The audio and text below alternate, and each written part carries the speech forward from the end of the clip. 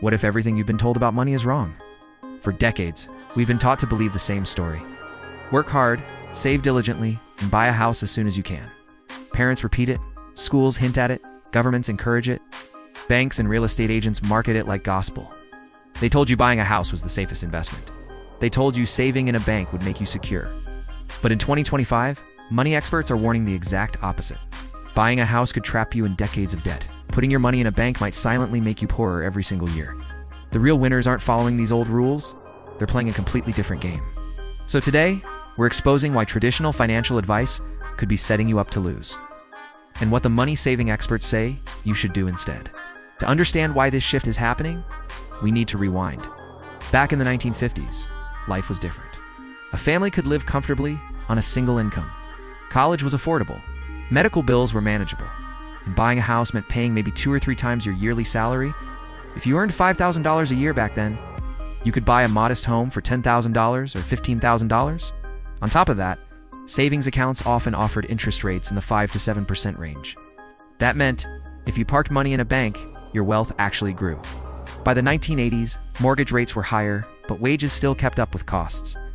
Interest rates on savings were often 8 to 10%, and while inflation was strong, savings could match or beat it. In those decades, buying a home and saving in a bank account actually worked. A house bought in 1960 might triple or quadruple in value by the 1990s. A bank account balance would grow in real terms, not shrink. The advice made sense. But fast forward to today, and the economy looks nothing like it did back then.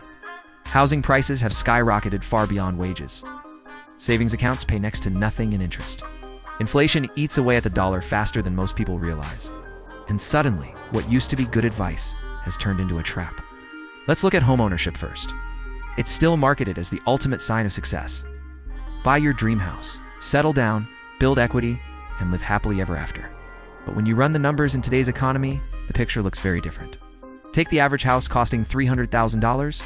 Very few people pay that in cash. Instead, they take out a 30-year mortgage. At current rates of around 6%, by the time you finish paying off that mortgage, your Kutazali have spent double the original price in interest alone. That means your $300,000 house is more like a $600,000, $650,000.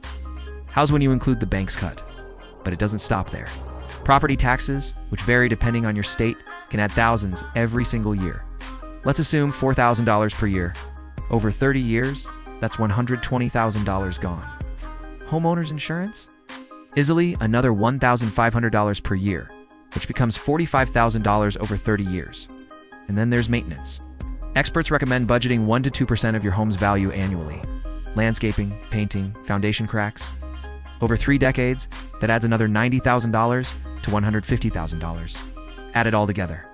All that money is locked into one property.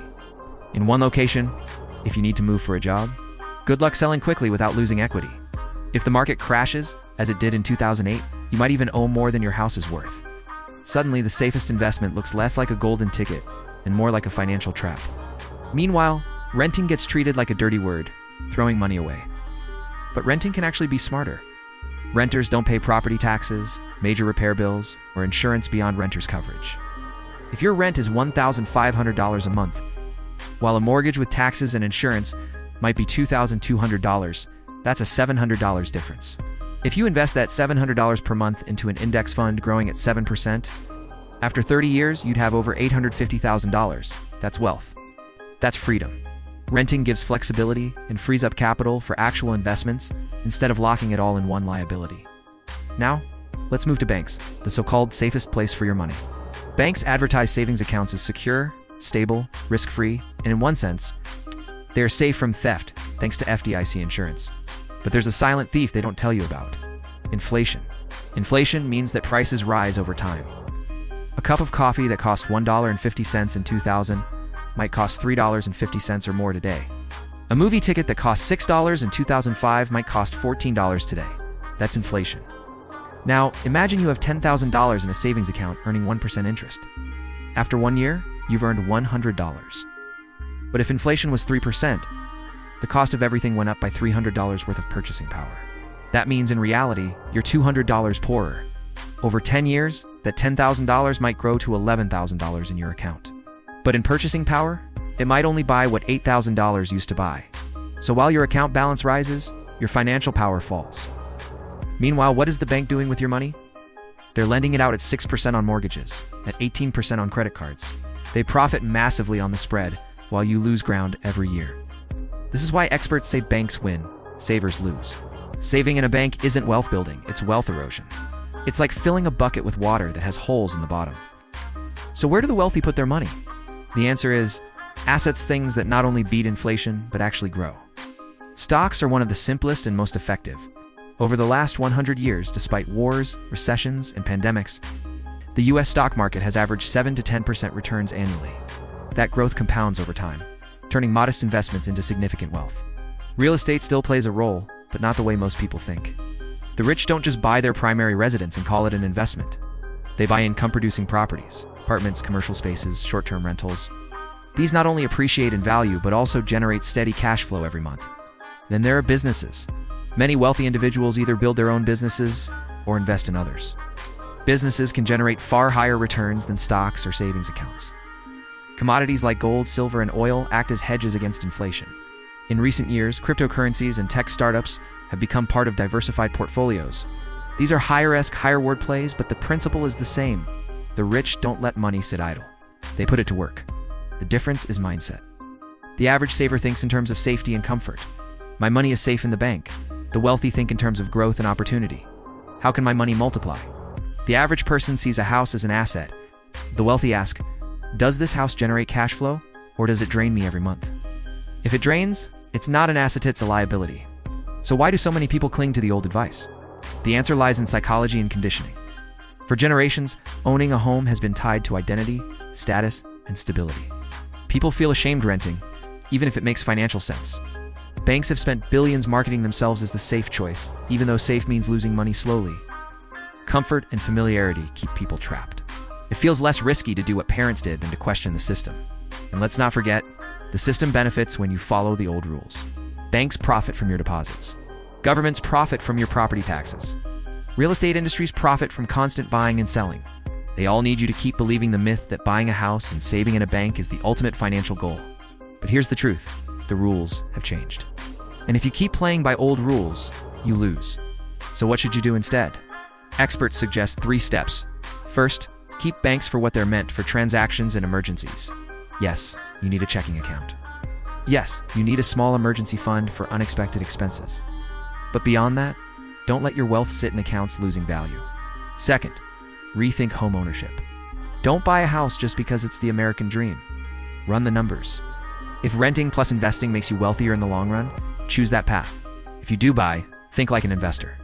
Buy properties that generate income, not just liabilities. Third, focus on assets that grow. Start simple. Index funds and ETFs. Even modest contributions grow exponentially with compounding. As your confidence grows, diversify real estate investments, businesses, commodities, or even alternative assets like crypto. The goal is to make money work for you, not against you. Now imagine 2 people with identical incomes. One buys a house and saves the rest in a bank. The other rents, invests monthly into assets, and keeps a small emergency fund. After 30 years, the homeowner has equity, but also decades of interest, taxes, and maintenance. The investor has a diversified portfolio, multiple streams of income, and freedom. Who's really better off? The answer is obvious. So let's recap. Buying a house isn't automatically a safe bet. It can be a financial trap once you factor in interest, taxes, and hidden costs. Saving money in a bank isn't wealth building. It's wealth erosion thanks to inflation. The real path forward is to think like the wealthy. Use banks only for short-term needs. Treat homeownership as a lifestyle choice, not a guaranteed investment. And most importantly, put your money to work in assets that grow, protect against inflation, and generate income. The old playbook worked in a different era, but the game has changed. If you're still following outdated advice, you're setting yourself up to lose while others move ahead. The question is, are you going to stick with the myths, or are you going to learn the strategies experts use today? If this video opened your eyes, don't keep it to yourself. Share it with someone who still believes that a house and a savings account are the ultimate financial goals. And before you go, make sure to like, subscribe, leave a comment telling us which of these financial traps surprised you the most. Because the truth is, money isn't just about what you earn. It's about what you keep, how you grow it, and whether you're willing to challenge the rules that no longer serve you.